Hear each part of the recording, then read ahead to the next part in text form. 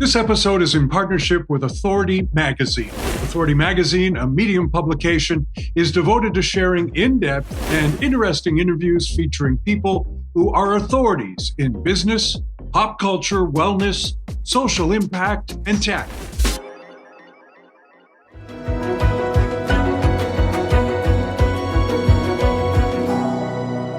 Today's guest on Believe in People will help us navigate the world of little people.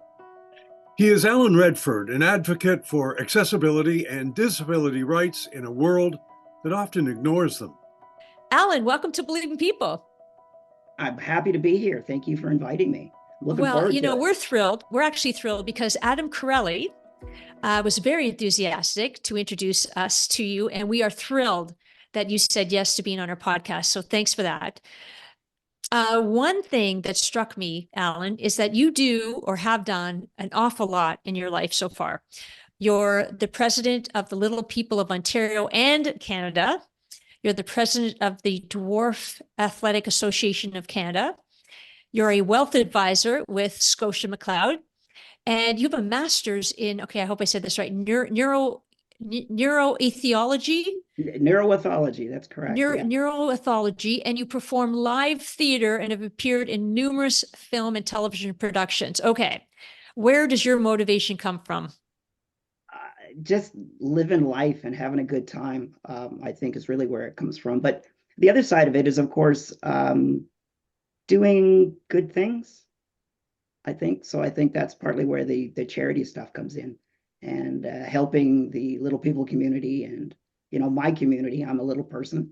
I'm 3 feet 10 inches tall, and that's sort of the community that I didn't actually grow up in. I came into it much later in life. I was 40 actually. So Wow. There was a meeting in town in Toronto where I live, and a doctor that I knew said, "Why don't you come down?" So I did, and met a group of people that I really liked, and looked at what was going on within the community and said, I can probably, I don't think I said that right away, but I put up my hand to volunteer to help. And then I just kept putting up my hand to do more and more things. So it's been really fulfilling, and it continues to be. We've had some really amazing and wonderful impact over the years, and it's not just me, of course. It's everybody. It's the team that have rallied around some of the things that have gone on and improved the life of our community. I want to ask you, because of the positive things that you're doing, and I'd like you to tell us some of what those positive things are for the community. But I want to start off by asking you, what is it like to walk a mile in your shoes? But absolutely. You know what? In a way, I see the world the same way that you do. I see an average height world built for average height people. It's just that when I'm in it, it's not built for me. So, for instance, that 7-inch rise on a step for someone of average height, if you're fairly, non-disabled, that's not a big deal.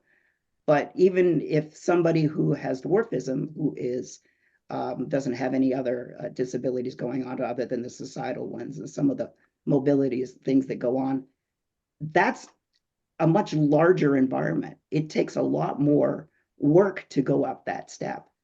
For every step that you might take, we have to take 2 or 3. So it's a much larger world. Reaching things, it's just not built for us. So that's probably the biggest barrier that's put in place, and it's put in place by society itself. And when do you think that's going to change, Allan? It's slowly changing over time. And, we're getting better at it every day. There are still some gaps that we're working hard towards it. And I don't mean just the little people organization. I think everybody's doing it. We're getting interviews from government organizations asking us what it's like to be a little person like thing. What do we need to think about? Driving cars, accessing all sorts of other things. It's a different perspective than simply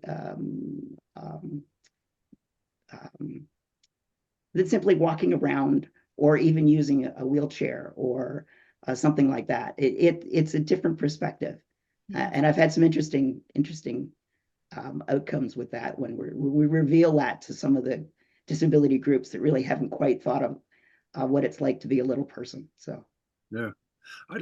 I mean, this may be off topic and out of line, but a summer and a half ago, I busted my leg quite badly, and I was confined to a wheelchair. I was confined to a wheelchair for, 7 or 8 weeks, really. And I found that the public's perception of me as a person changed dramatically simply because somebody was pushing me in a wheelchair. Now, are you in a wheelchair right now? Actually the chair I have that I'm sitting in my office is actually a wheelchair. Yeah. But So talk mostly to me because about, it's comfortable.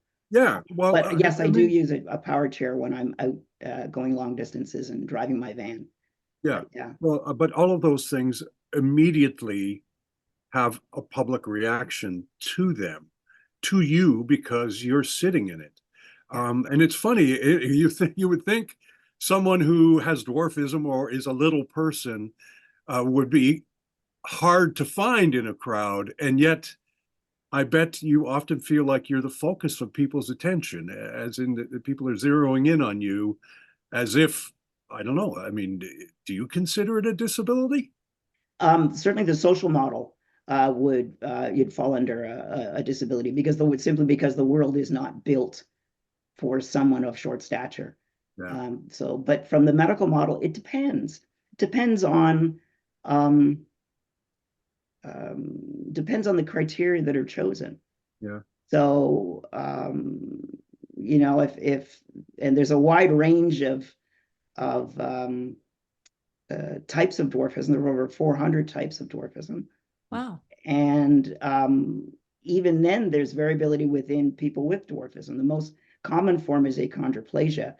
And you can get some very well and incredibly athletic people with achondroplasia and others who are using a wheelchair all the time. So often, when I go to schools and give talks and things like that, I often say, well, what's the typical? And you go, you're putting a group of very varied individuals with different diagnosis, and I guess that's the difference between being short and having dwarfism. Dwarfism is a diagnosis, so it's a medical condition. Mm. It's just not that you're short. In fact, that's kind of changing with the new medical scene and things and treatments and whatnot. Things are changing, and also our population had been growing taller overall. So people with dwarfism were also growing taller. So the typical 4 foot, 10-inch kind of level it's kind of arbitrary because now we have people with dwarfism that are over 5 feet. Wow. But their medical diagnosis is showing them that, the genetics behind it is showing them that they have a diagnosed condition. And sorry, I got lost on track. Get me back on what was that question again? Well, you've explained the medical side of it, but what about the social side of it? I mean, right, when you get on the subway, for example, can you even get on the subway? And what reaction do people have around you when you're on the subway? Gotcha. And then part of the reason I probably forgot about that is that I forget about it. You become so used to it from the day you're introduced into society that it just goes by. I will often, so you become kind of numb to it. They're always, it's always the kids that reach out. And of course, they just see something different and they want to ask. Yeah. And the reactions are always different. And the thing that and it's honest, so I don't have any problem with it. In fact, what I often do is reach out to them and try to catch their eye and introduce myself. I say, hi, I'm Allan. What's your name? How are you? Kind of thing. And then the tricky part is the parents' reaction. Some of them are like dragging their kid away or doing something silly when all you really want is you just want to say hi. You just want to make that connection. And you do. It's really neat. And to give you an example, when I was in line redeeming a donation of a gift card, and there was a young boy in front of me. He was about my height, and his father was there. And you're close up, and he's staring right at me. Mhm. And he turns to me and he goes, "You have a big mustache." It had nothing to do with my height. It had nothing to do with anything else. It was all about the mustache. You know, it was heartwarming. It was really wonderful. So, And Allan, when did so I know that the Little People organization was just developed in 1965. Then where did the Dwarf Athletic Association of Canada, where did that come about, and what kind of athletes do you get? yeah, DAC was started in 2012 in Alberta, actually. I was out on we were at a conference there in Calgary, and one of the World Dwarf Games were coming to Lansing, Michigan in 2013, and our LP athletes and our members were from across Canada, actually. We're going down to the States to compete in these events, but they were so close this time. We figured it was time to actually have a Canadian team, so that's where it started, and we became incorporated as a not-for-profit in 2013, and then in 2020 we got our full charitable status. And the athletes, it's all abilities.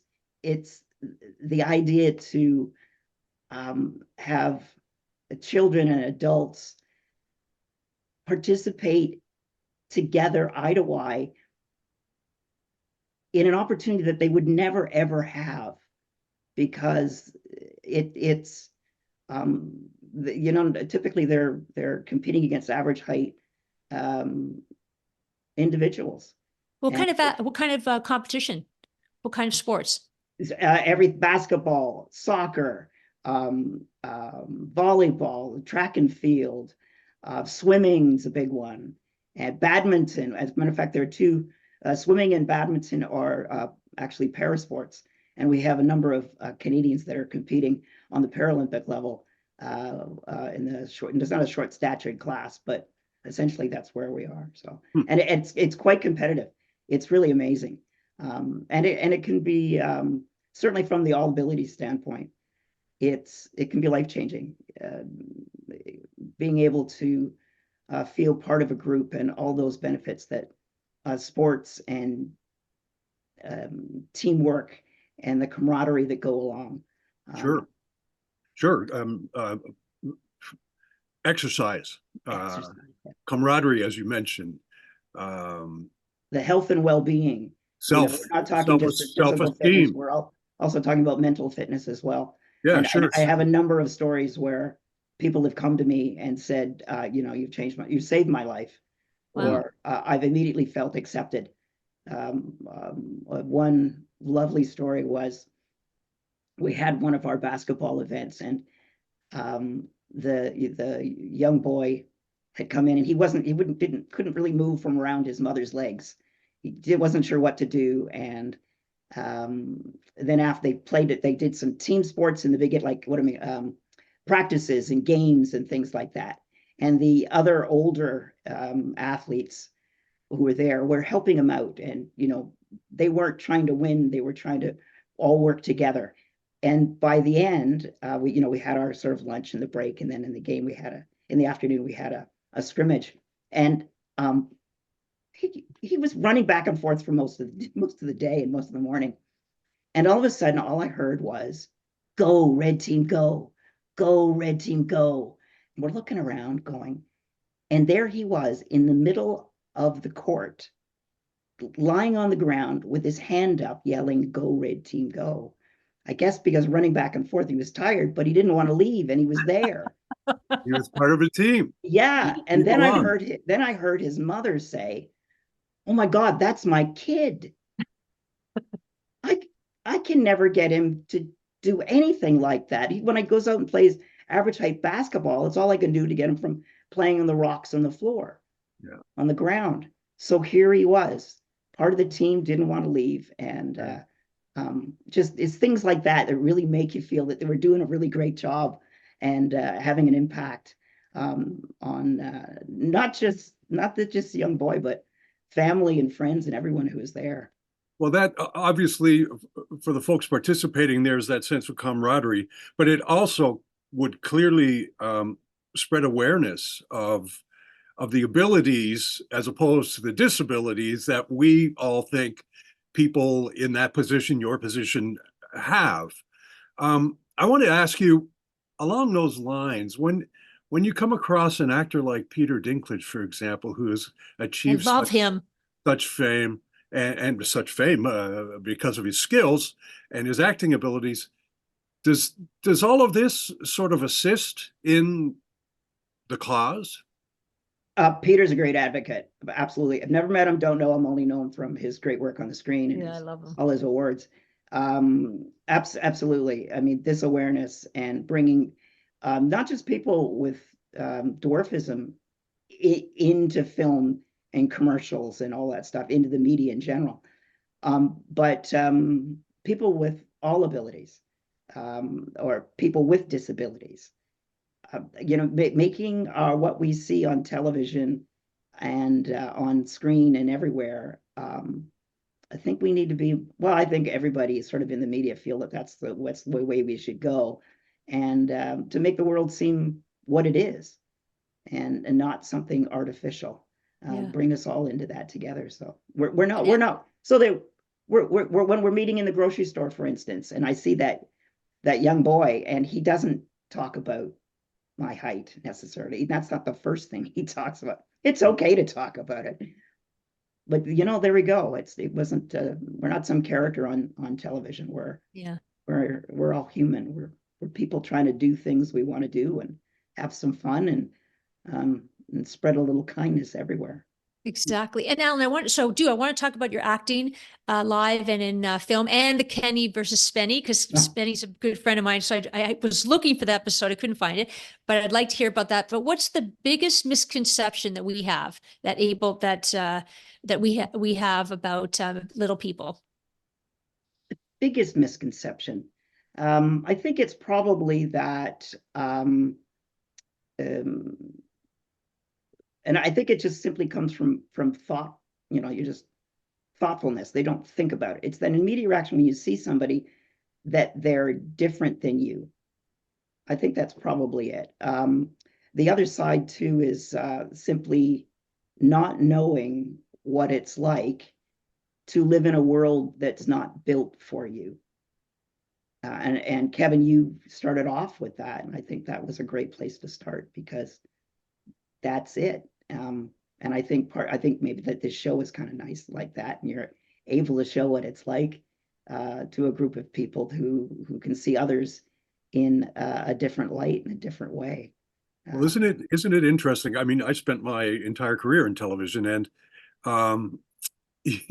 you've just mentioned something that I've never really considered, and that is that television actually can be a very unnatural place because in many ways there is no variety, and because all kinds of different flavors of people exist everywhere, but you don't see them on television. And if you don't see them on television, then you're not going to be used to seeing people like that. That's a very interesting point. Or you see some strange, messed up, unreal situation. The reality TVs where they're looking for drama and things. And life isn't like that. I mean, one of the big things that used to drive me nuts too is you'd see something in a movie or on television where somebody would get mad and hit the jealous boyfriend would hit the other guy, and I'm going, no. You'd end up in court or something. Don't teach that. That's where the drama comes from. Yeah. Or when did your acting career start? Sorry, Kev. I was just going to say they make because you can't. maybe I'm going a little too deep here, but because you are too afraid to address the variety in people, you create aliens to give us phony senses of fear and anxiety, because it's my big deal this year, is like we always have to be afraid of something, whether it's the weather or the short person in the line at the grocery store. But you always got to be afraid of something. And if you can't be afraid of that, then we have to create something to make us afraid of something, and anyway, that's probably why people are pulling their children away from you, when it's like, why the hell would you do that? Yeah. I mean, why would you do that? Yeah. Although that's happening less and less. Like it is improving, which is really terrific. I'm not saying it's perfect. I was speaking with someone yesterday, and they're going through some mental health issues, and some it's in society he feels that they're treating them poorly and things like that, and sometimes it is a bit of a mindset, and that's too bad. We need to change that, and I think that's good for everybody. So not being afraid, I think that is very important. Where we just go on, or maybe the other side of it is not be so angry. I know, so refreshing. Wouldn't that be nice? Yeah, like just be nice. I know. Really? Exactly. And Allan, when did your acting career start for you? Oh, in 1997, I think, is when it started. And well, I should say my sort of career in that area was then, but I'd been in the film industry since I was born. My mother was a professional makeup artist. She started the makeup department at the CBC in 1956, and her name's Irene Kent. So I grew up in it, and it's funny. My mother said, "Oh, you don't want to get into the business; it's hard and all that stuff, right?" And she started the IATSE 873 as one of the 6 founding members. Wow. Here in Toronto, and she was a member for over 60 years of the International. And then one day somebody met me on the street and said, "Hey, you could make a lot of money. You could do whatever." Like the agent meeting somebody there, go figure. Yeah. And I went, "Oh yeah, right," kind of thing. And I sort of went home, and I was speaking to other people and said, "Yeah, I think you'd probably be pretty good at that." All of a sudden I get a call, not from that person on the street, but from someone else who had mentioned to someone else or whatever, "Why don't you go on this audition?" So I did. I went on a few auditions, and one of them I got, and it was a 10-day shoot on a series. I had, I think I had 7 of 10 days, and I came home and I was hooked. It was fabulous. And the other funny thing is that my mother looked at me and she said, "So?" And my dad went, "Uh-oh." Like, I know that look in both of your eyes, in terms of, and again, it's the camaraderie and the thrill and the creation and the art that goes into it. It was really wonderful. And I did a whole number of things all over the years. I'm not doing as much now. My hips have gone, and I'm not able to get around as much anymore. And my endurance is kind of reduced. So I did some background work this past summer, but even then, in my chair. Apparently, I'm the only elderly male who uses a wheelchair in the ACTRA roster. Really? Yeah, apparently. Wow. Huh. Well, then you're Of all things, eh? And what kind of roles did you get, Allan? Things that in the beginning, things that would not be particularly palatable. They were stereotypical things that I wouldn't do now. But I still had a lot of fun at the time, and we made the changes. But then we got roles that were just regular roles. I mean, the role, I mean, I want to bring up Kenny versus Spenny stuff. So, I mean, that was, I just really got the call and went out and did the show. What was the episode? Who can go longest without using their arms? Okay. Yeah. And so the guys were all wrapped up, and they couldn't use their arms. And eventually I came in, and Kenny just wrapped me around him, like hung me on him. So effectively I was his arms. Uh, Oh, that's good. Yeah, so it was pretty funny. I mean, the show, the show pushes boundaries in all sorts of Oh, yeah. ways. And I think the fans are great. I'm still on the Facebook page, and like I said, the fans do reach out to me, or on the street. I'll be away. I was in Amsterdam, and somebody approached me in the street. I was in Cuba or wherever. There's usually somebody around that will yell out Kenny versus Penny or something like that. That's Of all the hilarious. little things that I've done over the years, or the big things or whatnot, this is the one thing, and I think it's hilarious. I think it's really funny. I love it. you know, as we reach the end of our time here, everything that you have said has been positive. You haven't said anything negative about anything.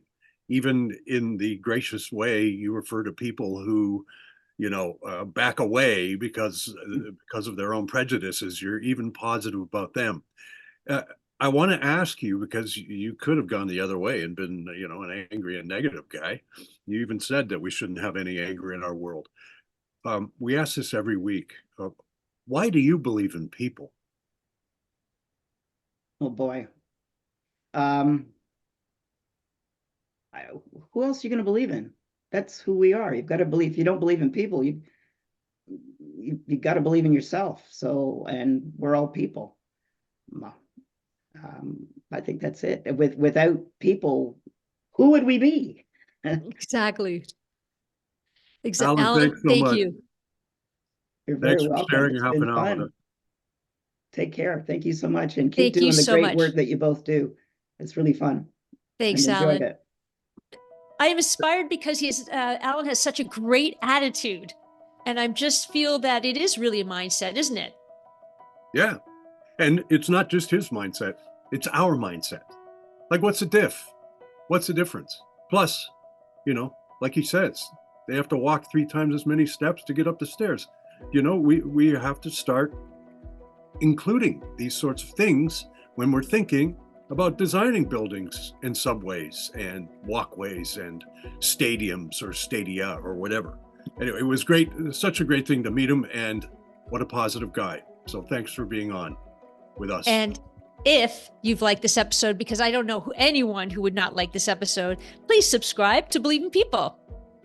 Thanks. Take care, See you next everyone. week.